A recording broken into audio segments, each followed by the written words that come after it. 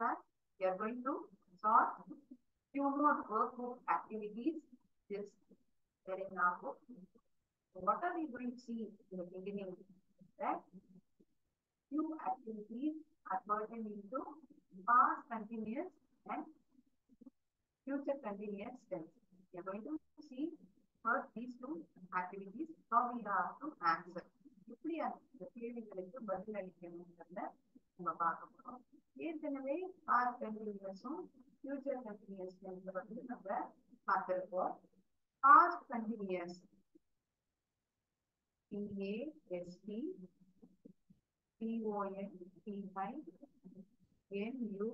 PONTNUOUS past continuous tense.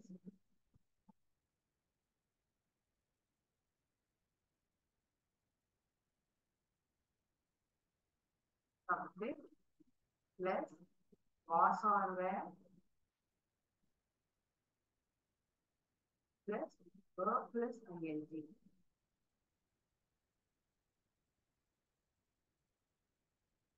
சென்டென்ஸினுடைய pattern இந்த விதத்தில் எழுதப்பட்டிருக்கும். அதாவது ஒரு செயலானது நடந்து கொண்டே இருந்தது, கடந்த காலத்தில் ஒரு செயலானது நடந்து கொண்டே இருந்தது, இப்பொழுது நடக்கவில்லை. கடந்த காலத்தில் action which was happening in the past. நடந்து கொண்டிருந்த செயலை பற்றி நம்ம பேசுறோம். அதாவது இரண்டு செயல்கள் ஒரே நேரத்தில் இரண்டு நபர்கள் இரண்டு செயல்களை செய்யலாம். I was watching TV while my brother was studying for the exam. நான் டிவியை பார்த்து கொண்டு இருந்தேன், அதே சமயத்தில் என்னுடைய சகோதரன் படித்துக் கொண்டு இருந்தார். இரண்டு பேருமே செயல்களை செய்கிறோம், ஆனால் கடந்த காலத்தில் செயலானது நடந்து கொண்டே இருக்கிறது. நடந்து கொண்டே இருக்கிறது என்பதை நாம் எதை வைத்திருக்கோம் கண்டுபிடிக்க முடியும் என்றால் இந்த verb plus ing. இந்த ing இருந்தாலே அது கண்டினியூஸ் ஃபார்ம்ல இருக்கிறத நீங்க புரிஞ்சுக்கலாம். இந்த கண்டினியூஸ் ஃபார்ம் வந்து பிரசன்ட்லயும் இருக்கும், பாஸ்ட்லயும் இருக்கும், ஃபியூச்சர்லயும் இருக்கும். முன்னாடி இருக்கிற இந்த துணை செயல் சொன்னா அது தற்பொழுது செயலானது நடந்து கொண்டே இருக்கிறதா, நடந்து கொண்டே இருக்கிறதா, இல்லாட்டி நடந்து கொண்டு போக இருக்கிறதா என்பதை நமக்கு தெரிவிப்போம். ஒருவேளை இந்த இடத்தில் is are are verb plus ing அப்படி எழுதப்பட்டிருந்தால் தற்பொழுது ஒரு செயலானது நடந்து கொண்டே இருக்கிறது என்பதை நான் புரிந்து கொள்ளலாம். will be plus verb plus ing எதிர்காலத்தில் ஒரு செயலானது நடந்து கொண்டே இருக்கும் என்பதை நாம் புரிந்து கொள்வோம்.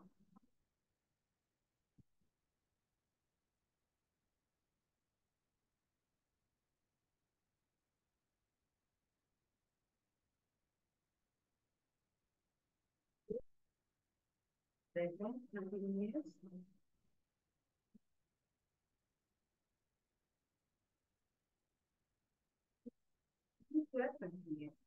எதிர்காலத்தில் ஒரு செயலானது நடந்து கொண்டே இருக்கப் போகிறது.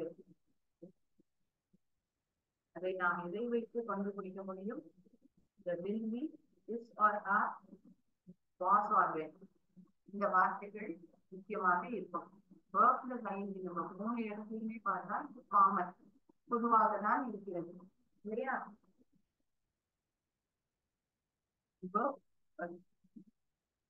verb plus ing is common for all the three sentences. Only thing that helps us to determine whether it is present, past, or future is was or were, is or are, will be. இந்த helping verb ஆனது துணை செயல் சொன்னாலே என்ன சேர்க்கப்பட்டுள்ளது இந்த verb-க்கு முன்பாக என்பதை நாம் பார்க்க வேண்டும்.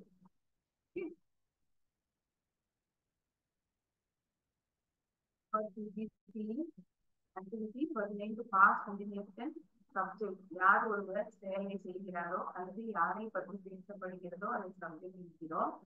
Was or were. Was, he, she, it. ஒரு நபர்களுடைய பெயர். You, they, we இது போன்ற சப்ஜெக்ட்கள் வந்தால் there என்ற ஹெல்பிங் verb-ஐ நாம் உபயோகிப்போம். He, it, name of a person.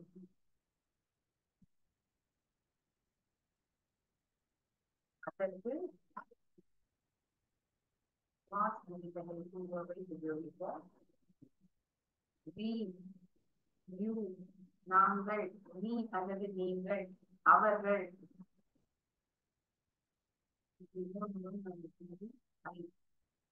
நான் ஒரு செயலை செய்து கொண்டே இருந்தேன். I was studying for the exams. நான் பரீட்சைக்காக படித்துக் கொண்டே இருந்தேன். நாங்கள் அனைவரும் பயணித்துக் கொண்டே இருந்தோம். We were traveling in the bus. So what are we using over here as helping verb? There. We, you, they. இந்த மூன்று சப்ஜெக்டுகளுக்கும் there உபயோகிக்கின்றோம். அதே சமயத்தில் I, he, she, it ஒரு நபர்களுடைய பெயர். இந்த வார்த்தைகளானது சப்ஜெக்டுடைய இடத்தில் இருக்கிறது. ஹெல்பிங் வேர்பான வாசை உபயோகிப்போம். இதை பின்தொடர்ந்து verb plus ing பயன்படுத்துகிறோம். How a sentence in past continuous would be there to have got an idea. So shall we see the activities? Which is activities is given in our workbook.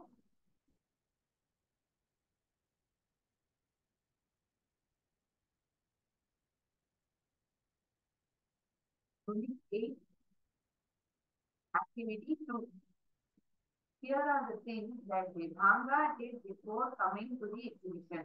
Exhibition க்கு வருவதற்கு முன்பாக விபாங்கா இதை செய்திருக்கிறார். 7 to 7:30 she had her breakfast. 7:30 to 7:45 a.m. iron the shirt. Cleaning iron செய்திருக்கிறார். 7:45 8:15 மணி வரை அவளுடைய அம்மாவுக்கு உதவி செய்திருக்கிறார். 8:15 தன்னுடைய அப்பாவுக்கு கேன்களை அடுக்கி வைப்பதற்காக உதவி செய்திருக்கிறார். 8:45 9 மணி வரைக்கும் வருவதற்காக தன்னைத்தானே தயாரித்துக் கொண்டிருக்கிறார். 9 வரைக்கும் she was traveling by bus. பஸ்ஸில் பயணித்துக் கொண்டு இருந்திருக்கிறார். 9:55 to 10:05 a.m. look for a three-wheeler. ஒரு 3 சக்கர வாகனத்துக்காக பார்த்துக் கொண்டே இருந்திருக்கிறார். Now write what Vibhanga was doing at this time. இத்தனை மணி நேர அளவில் விபாங்கா என்ன செய்து கொண்டே இருந்தார்? செயலை தொடர்ச்சியாக செய்து கொண்டே இருந்திருக்கிறார். அதை நாம் வாக்கியமாக எழுத போகிறோம்.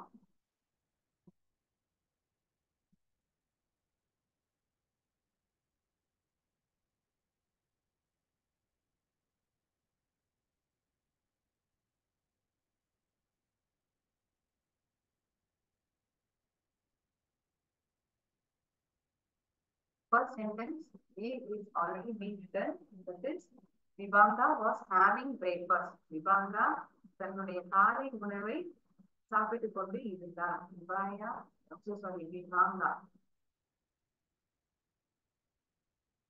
Vibhanga was having breakfast.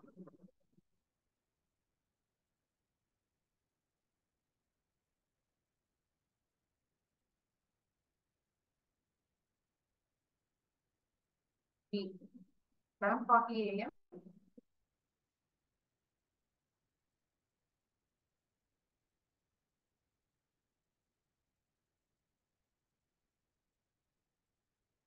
இந்த pronoun உபயோகிக்கப்பட்டிருக்கிறது. He was ironing. Iron plus ing. Ironing. He was ironing the shirt.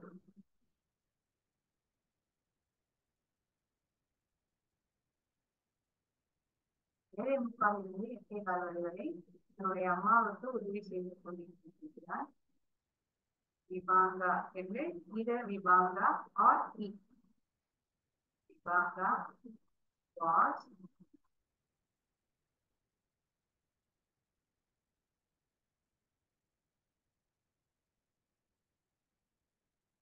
தன்னுடைய அம்மாவுக்கு உதவி செய்து கொண்டு இருந்தான். He was ironing his shirt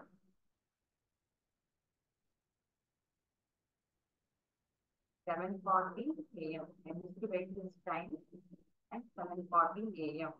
Vibhanga was helping his mother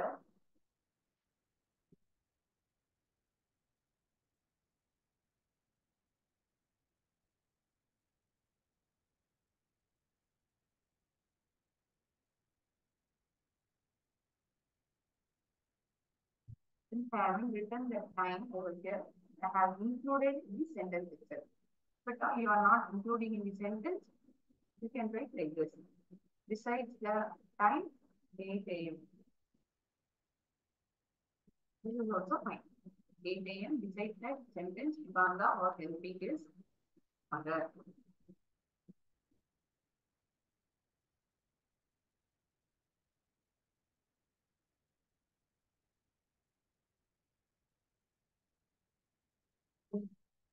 He was helping. எல்லா வாக்கியங்களிலும் was helping, was ironing, was married. நபர், நபரினுடைய பெயர் அல்லது ஒரு pronoun சேர்க்கப்படுகிறது. He was helping father to arrange the barrels.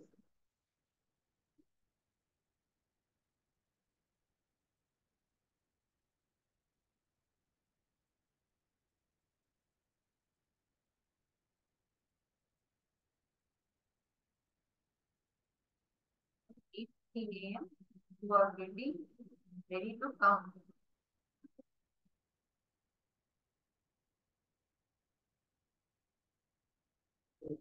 8:30 a.m. 8:50. So we had written until 8:30 a.m. what Vibhanga was doing. Vibhanga was doing. That's all. Around 8:50 a.m. what was he doing? He was getting ready to come. Here it is. In this time period, we get to know that he is getting ready to come. He was getting ready to come. Vibhanga.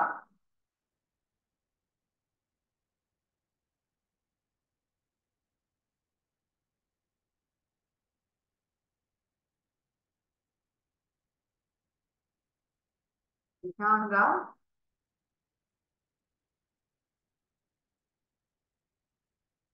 was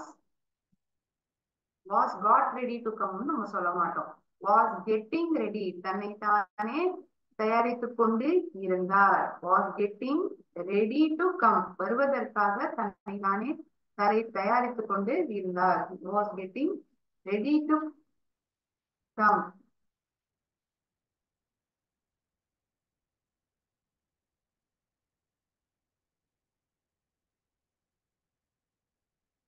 He was getting ready to come for the exhibition. எக்ஸிபிஷனுக்கு வருவதற்காக தயாரித்துக் கொண்டு இருந்தார்.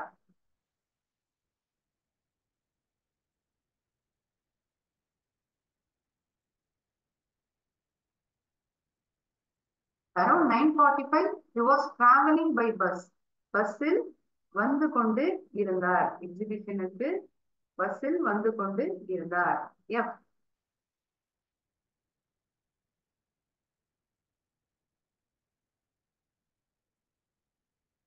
Vibhanga was traveling. Subject வந்து Vibhanga. Was என்பது ஒரு நபரினுடைய பெயர் எழுதப்பட்ட காரணத்தினால் was என்ற ஹெல்பிங் வேர்பை சேர்த்திருக்கிறோம். பிறகு முக்கிய செயல் சொல். முக்கிய செயல் சொல் என்ன? பயணிப்பது. Traveling. Travel plus ing, traveling. So one more L gets added. ing. Was traveling by bus.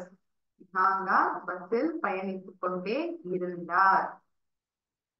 இருக்கிறார் சொல்லல, இருந்தார். பயணித்துக் கொண்டு இருந்தார்.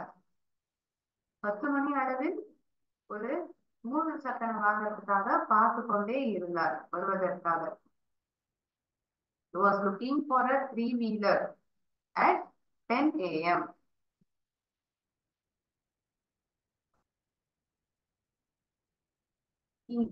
இந்த இடத்தில் நான் ஒரு புரோனோனை உபயோகிக்கிறேன். ஒரு புரோனோனை உபயோகித்தாலும் சரி, நபரினுடைய பெயரை உபயோகித்தாலும் சரி சப்ஜெக்டில், அதை பின்தொடர்ந்து நாம் உபயோகிக்கின்ற செயல் சொல்லானது, அதாவது துணை செயல் சொல்லானது வாஸ். He was looking, பார்த்து கொண்டே இருந்தார். He was looking for a three-wheeler.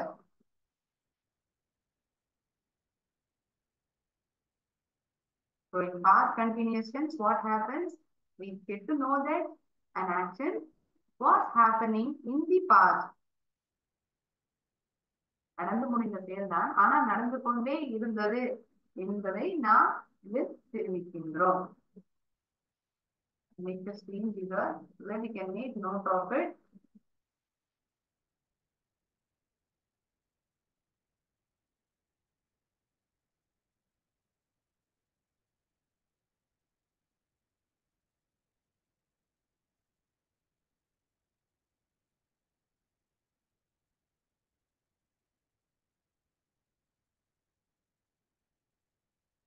Subject plus was are there, verb plus ing.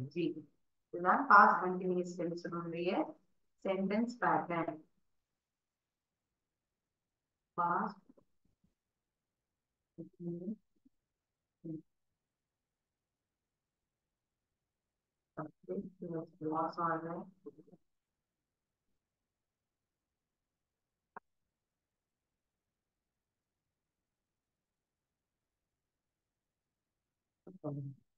இப்பொழுதெல்லாம் நாம் வாஸ் என்ற வார்த்தையை சேர்க்கிறோம் helping வேர்பாக.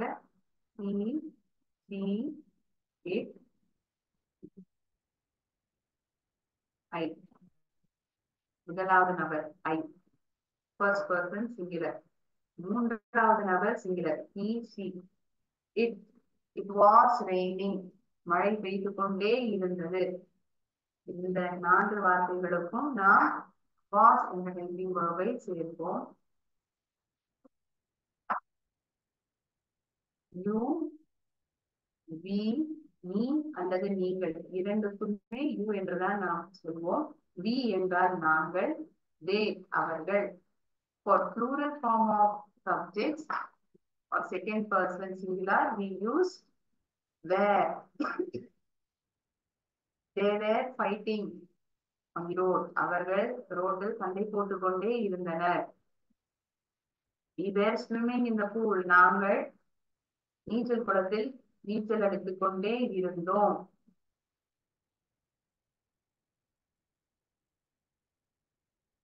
For I, he, she, it, we use was. For you, we, they, we use helping verb were. So after this, importantly, we need to write verb plus ing. இது இருந்தால்தான் அந்த வாக்கியமானது முழுமையடையும். அதாவது கடந்த காலத்தில் ஒரு செயலானது நடந்து கொண்டே இருந்தது என்பதை நாம் புரிந்து கொள்ள முடியும். So this is the activity which is given in our workbook in unit 8. And the activity is number 2. Now this is the answers for activity 2. Next we are going to see for activity number 3.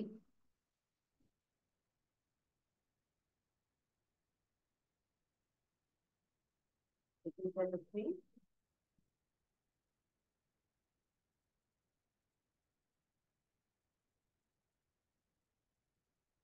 Write the verb in the bracket in the past continuous form. கடந்த காலத்தில் ஒரு தொடர் இறந்த காலத்தில் இந்த வாக்கியமானது எழுதப்பட வேண்டும். What dash you do when he arrived? நீ என்ன செய்து கொண்டே இருந்தாய் அவன் வந்த பொழுது. What were you doing when he arrived? நான் இந்த போர்ட்ல கடைசியா கூட எழுதியிருப்பேன். சப்ஜெக்ட் வந்து யூ, வி, தே வந்ததுன்னா ஹெல்பிங் வேர்ப் ஆனது வேர் என்பதை நாம் உபயோகிக்க வேண்டும். இந்த சப்ஜெக்ட் என்ன? மேம் சப்ஜெக்ட் இடத்துல வந்து வாட் எழுதப்பட்டிருக்கேன். வாட் வந்து ஒரு கேள்விக்குறி வார்த்தை, கேள்வி வார்த்தை. யாரை கேட்கப்படுகிறது? நீ என்ன பண்ணிட்டு இருந்த அவன் வந்த போது? What were you doing? What should we write over here? We need to write what were you doing? You என்ற வார்த்தை சப்ஜெக்டின் இடத்தில் இருப்பதால் where என்ற helping verb ஐ உபயோகிக்கிறோம். Do plus ing, doing. What were you doing? நீ என்ன செய்து கொண்டு இருந்த? What were you doing when he arrived? She dash watch TV at 2 o'clock. அவள் டிவியை 2 மணிக்கு பார்த்து கொண்டே இருந்தாள். She was watching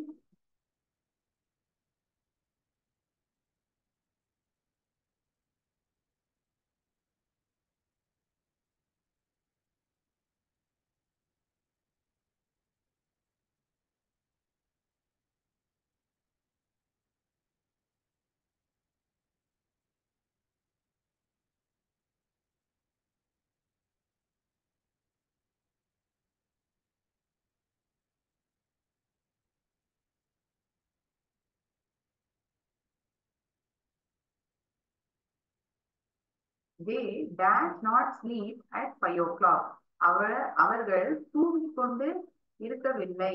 5 மணி அளவில் அவர்கள் தூங்கிக் கொண்டு இருக்கவில்லை. They were not sleeping at 5 o'clock. Let me write it in full form of sentence itself so that you don't get confused. They were, அவர்கள் என்ற காரணத்தினால் சப்ஜெக்டின் இடத்துல என்ன இருக்கு? they என்றால் அவர்கள், பன்மை வார்த்தை. They were தூங்கிக் கொண்டு இருக்கவில்லை, அதனால் not, negative word is not. They were not sleeping. Sleep plus ing, sleeping. Verb plus ing. செயலானது நடந்து கொண்டே இருந்தது. They were not sleeping at 5 o'clock.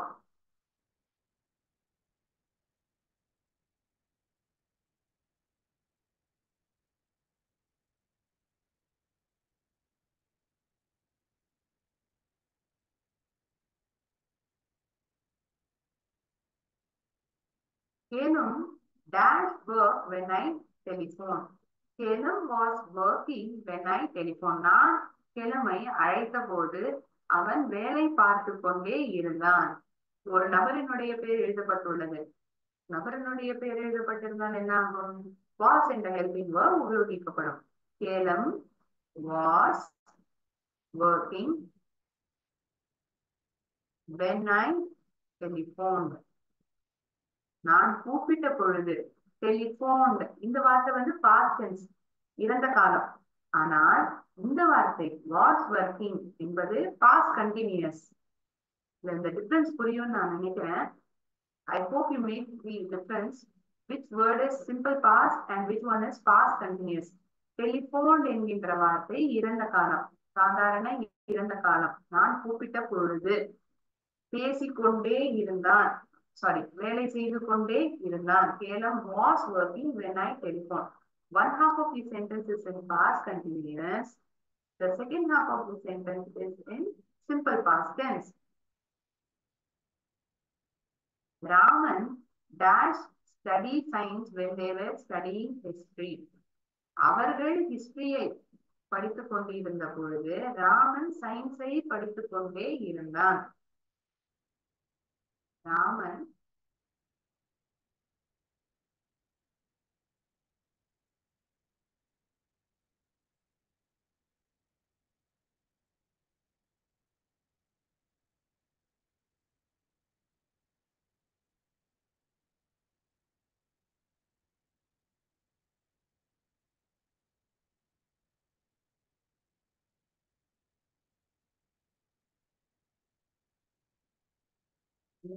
கவனித்தால் ராமன் என்பது ஒரு நபரினுடைய பெயர். நபரினுடைய பெயர் எழுதப்பட்ட காரணத்தினால் வாஸ் என்ற ஹெல்பிங் வேர்பை உபயோகிக்கிறோம். அதே சமயத்தில் இரண்டாவது பகுதியான இந்த வாக்கியத்தில் அவர்கள் படித்துக் கொண்டு இருந்தனர், ஹிஸ்டரியை படித்துக் கொண்டு இருந்தனர். They were studying history. In the subject It is something called as subject verb agreement. இங்கிலீஷ்ல கிராமர்ல என்னன்னு சொல்லுவோம்னா சப்ஜெக்ட் verb agreement. சப்ஜெக்ட் என்னவோ அதுக்கு தகுந்தவாறுதான் செயல் சொல்லானது உபயோகிக்கப்படும்.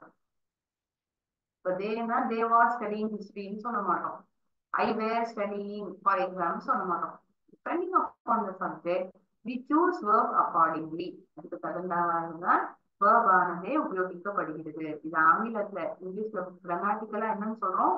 Subject verb agreement.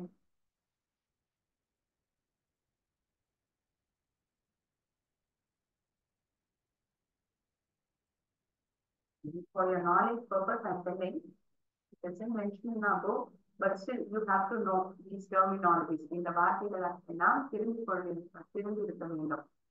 Subject verb agreement. Depending upon the subject, verb is used.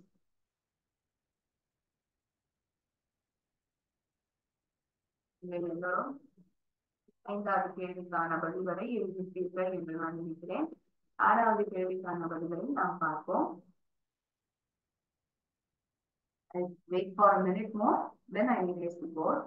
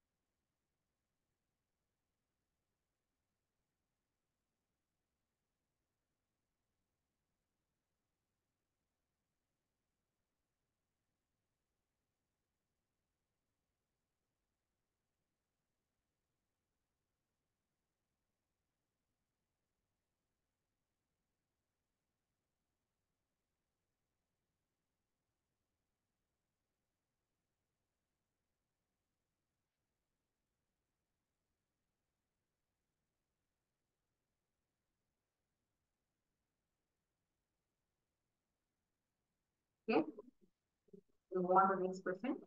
I will raise the board.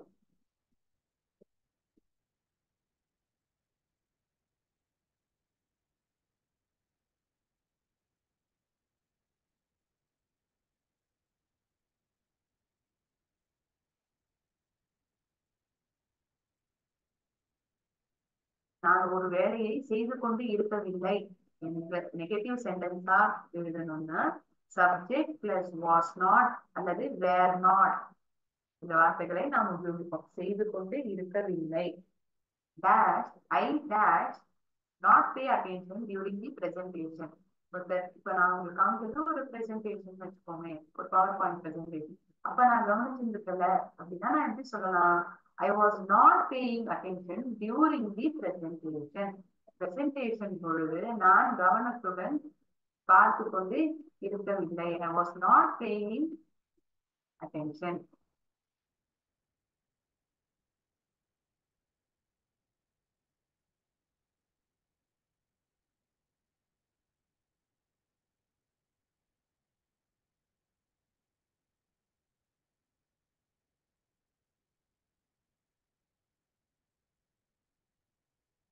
Dash Sandari talk during the lesson.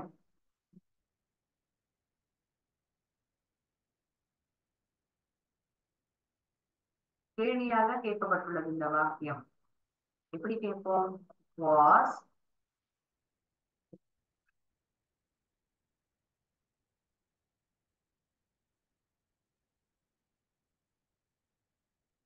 Sandali talking during the lesson?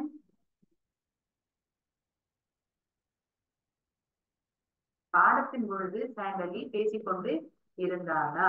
Was Sandali talking during the session? வாக்கு இறுதியில் கேள்விக்குறி உபயோகிக்கப்படுகிறது. Nisar dash played the piano at 3 o'clock yesterday afternoon. நேத்திக்கு 3 மணி அளவில் நிசார் பியானோவை வாசித்துக் கொண்டு இருந்தான். ஒரு நபரினுடைய பெயர்.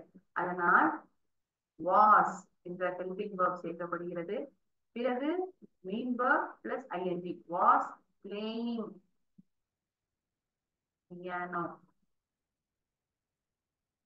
at 3 o'clock yesterday afternoon. Dash, I dashed a kite with my brother when mother called us. என்னுடைய எங்களுடைய அம்மா கூப்பிட்ட பொழுது நானும் என்னுடைய சகோதரனும் பட்டம் தயாரித்துக் கொண்டு இருந்தோம்.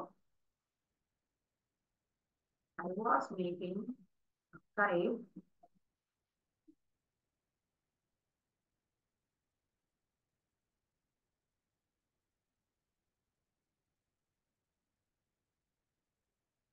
with my brother. நான் என்னுடைய சகோதரனுடன் பட்டத்தை தயாரித்துக் கொண்டு இருந்தேன். எங்களுடைய அம்மா எங்களை அழைத்த பொழுது. அல்லது இப்படி சொல்லலாம், என்னை மதர் ஃபாதர், உங்களுடைய அம்மா எங்களை அழைத்த பொழுது நானும் என்னுடைய சகோதரனும் பட்டத்தை தயாரித்துக் கொண்டு இருந்தோம். நானும் என்னுடைய சகோதரனும்.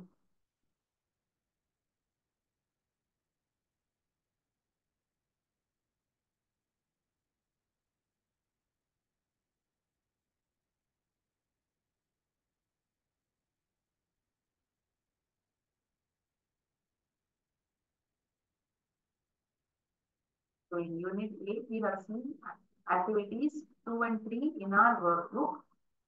This is pertaining to past continuous tense. Next, we are going to move on with future continuous tense activity.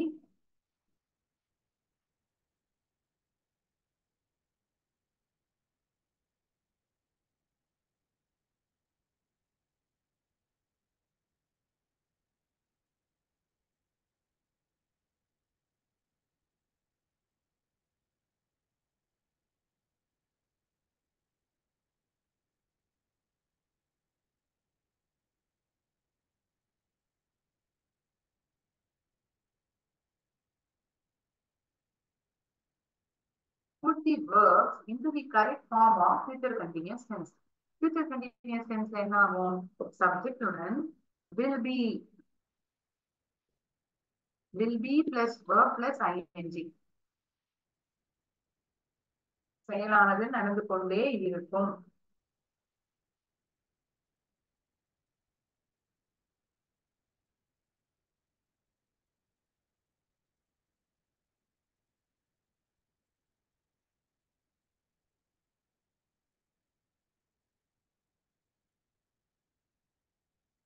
At midnight, we will be sleeping. நள்ளிரவில் நாங்கள் தூங்கிக் கொண்டே இருப்போம். We will be sleeping.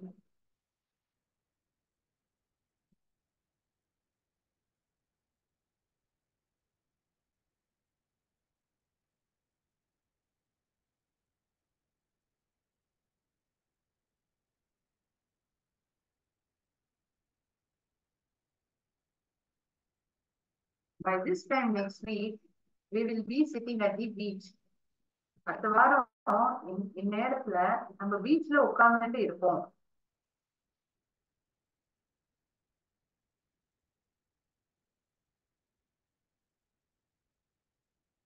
By this time next week,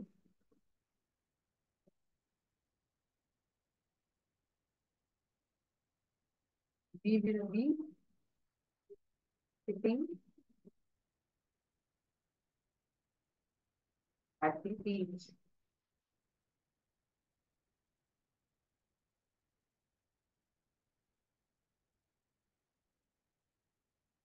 At 9, I dash watch the news.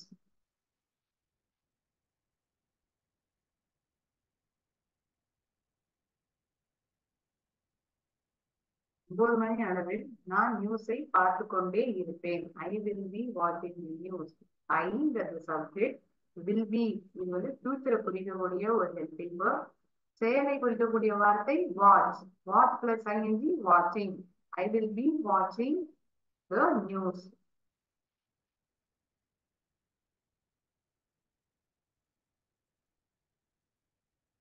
Fourth one, tonight we will be studying for our English test. இன்று இரவு நாங்கள் English பரீட்சைக்கு படித்துக் கொண்டே இருப்போம். Tonight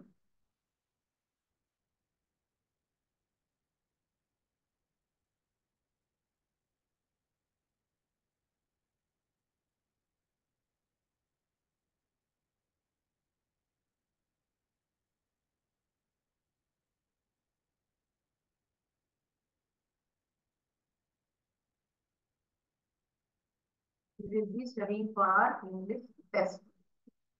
They dance at the party. They will be அவர்கள் பார்ட்டியில் நடனமாடிக்கொண்டே இருப்பார்கள். They will be.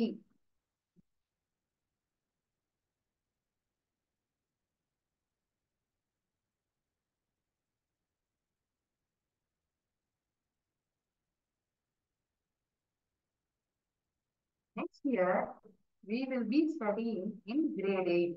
அடுத்த வருடம் நாம் நம்ம அனைவரும் 8ஆம் வகுப்பு படித்துக்கொண்டு இருப்போம். We will be studying grade next year. Next yearங்கிறதும் ஃபியூச்சரை குறிக்கிறது, will beங்கிறதும் ஃபியூச்சரை குறிக்கக்கூடிய வார்த்தையாக இருக்குது. Next year we will be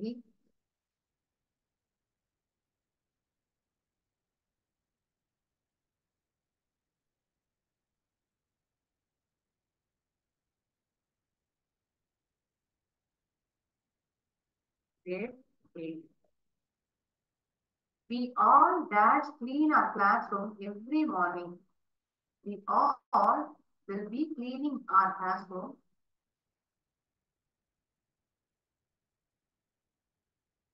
We all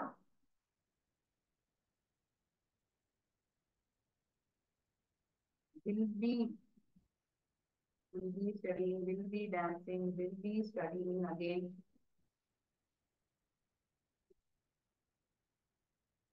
Will be sitting, will be sleeping.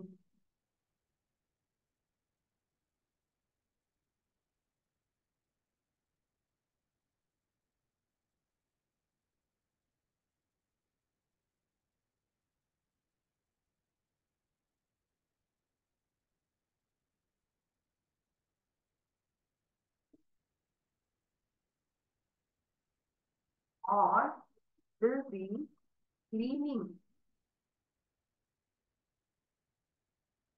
our classroom.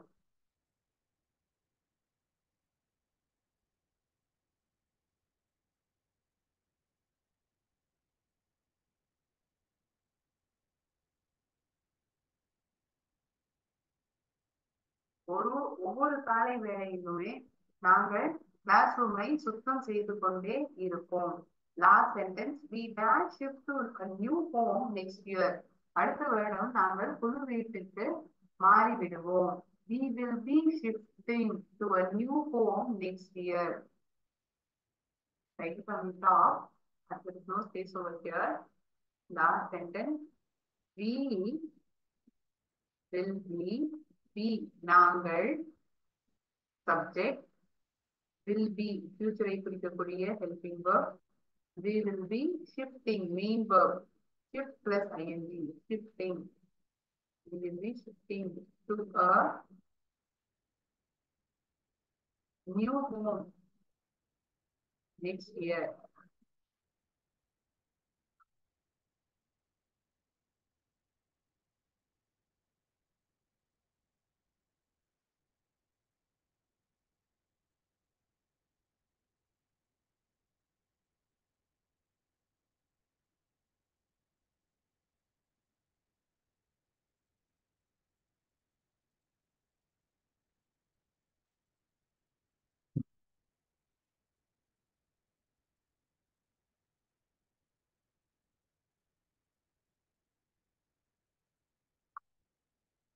In today's class, we had solved workbook activities pertaining to past continuous tense and future continuous tense. Yes? So any doubts to anyone, you may please ask me by unmuting or writing it in the chat box.